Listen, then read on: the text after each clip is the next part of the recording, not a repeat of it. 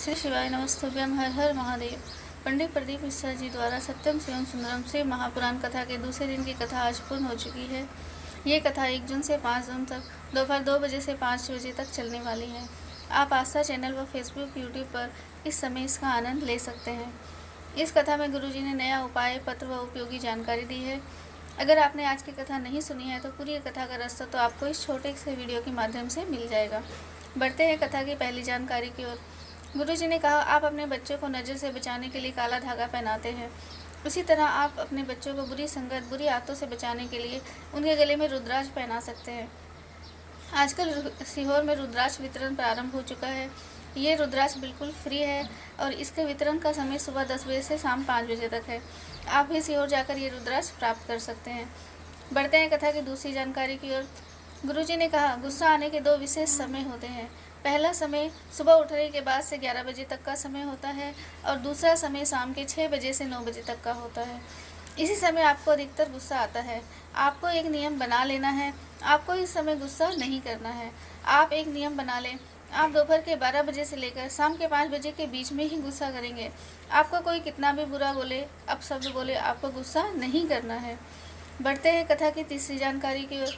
गुरुजी ने कहा, संत अगर आपके घर में या नगर में आ रहे हैं तो यह आपका सौभाग्य है। अगर आपके नगर में शिव महापुराण कथा हो तो ये भी आपका सौभाग्य है। संत अगर आपको याद करें तो यह अहोभाग्य है। संत या शिव महापुराण कथा आपके नगर में हो और आप ना जा पाएँ तो यह आपका दुर्भाग्य है। बढ़ते हैं कथा की चौथी जानकारी की ओर। गुरुजी ने कहा, अगर हम हमारे बच्चों को मार कर सही मार्ग पर लाने का प्रयास कर रहे हैं तो ऐसा करने का कोई अर्थ नहीं है। सास बहू को या बहू सास को अपशब्द बोलकर सही करने का प्रयास कर रही है तो इसका भी कोई अर्थ नहीं है। हमें प्रेम से सामने वाले को समझाना है, सही मार्ग पर लाने का प्रयास करना है, इसी में श्रेष्ठता है। बढ़ते हैं कथा की 5वीं जानकारी की ओर। अन्ना शर्मा जी पत्र लेकर आई। मेरी बेटी का सीए का एग्ज़ाम दे रही थी पर उसे सफलता नहीं मिल रही थी। उसने कई प्रयास किए पर सब में वो फेल होती चली गई। बहुत निराश हो गई। फिर हमने आपकी कथा टीवी पर सुनना शुरू किया। मैंने बेटी से कहा, सी पर विश्वास रखकर एग्ज़ाम दो। बेटी ने कहा, अब मैं एग्ज़ाम नहीं दूंगी क्योंकि कई बार एग्ज़ाम हुआ और हर बार फेल हो गई। लोग क्या कहेंगे, ये हर बार फेल हो रही है। फिर मैंने कहा, एक बार एग्ज़ाम देने और ज़रूर जाओ। पशुपतिनाथ व्रत करना शुरू किया, शिवलिंग पर जल चढ़ाना शुरू किया। बेटी ने एग्ज़ाम की पूरी तैयारी की और बेलपत्र पर शहद लगाने वाला उपाय भी किया। बाबा की कृपा से मेरी बेटी सीए के फाइनल में पास हो गई है। इसी का आभार व्यक्त करने कथा पंडाल में आए हैं। बढ़ते हैं कथा की 6ठी जानकारी की ओर। वन्ना जी पत्र लेकर आई। उन्होंने लिखा, 2012 से बहुत कर्जा था जो बढ़ते बढ़ते लाखों में हो गया। बहुत प्रयास किया पर कर्जा कम नहीं हो रहा था। किसी ने कहा सीहोर चले जाओ, हम सीहोर आ गए। कई ने कहा सीहोर में बहुत भीड़ है, वापस आ जाओ। पर हमने पूरी कथा पंडाल में ही सुनी। हम वहाँ से कंकड़ संकट ले आए और पूजन अर्चन करने लगे। बाबा की कृपा से बैंक से लेटर आ गया, आपको सिर्फ 90,000 देने हैं। हमारे पास 90,000 भी नहीं थे। बाबा की कृपा से 90,000 भी आ गए और कर्जा भी चुक गया। इसी का आभार व्यक्त करने कथा पंडाल में आए हैं।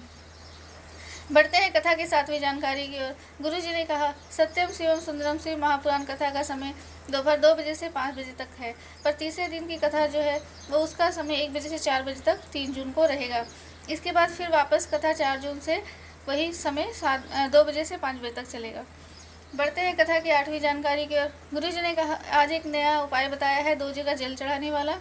2 जगह 3 माह तक लगातार जल चढ़ाना शुरू कर दो। ऐसा करने से आप कष्ट, दुख, तकलीफ़ों, परेशानियां आपसे दूर चली जाएगी।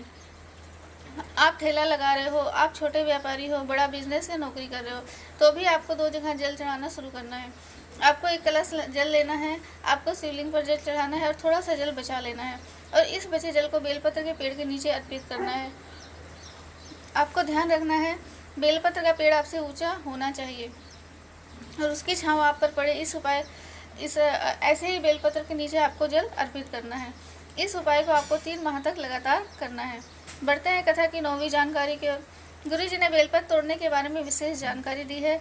अगर आप बेलपत्र के पेड़ के पास खड़े हैं और आप दोनों हाथ ऊपर कर रहे हैं तो बेलपत्र के पेड़ आपके हाथों से ऊपर है तो ही आप ऐसे बेलपत्र के पेड़ की पत्तियां तोड़ सकते हैं। अगर बेलपत्र का पेड़ आपसे छोटा है तो आपको इस पेड़ की पत्तियां भूलकर भी नहीं तोड़नी है। बढ़ते हैं कथा की 10वीं जानकारी की ओर। जीवन में अगर बहुत उलझन, कष्ट, तकलीफ, परेशानियां चल रही हों और कुछ भी समझ में ना आ रहा हो कि क्या करें क्या ना करें, तो आप एक कार्य करना शुरू कर दें। आपके गले में जो रुद्राक्ष है उसे स्पर्श करते हुए आपको श्री शिवाय नमस्तुभ्यं मंत्र का जाप करना है। आप पाएंगे आपके अंदर का आत्मविश्वास बढ़ रहा है, आपको समस्याओं से बाहर निकलने के नए रास्ते दिखाई देने लगेंगे।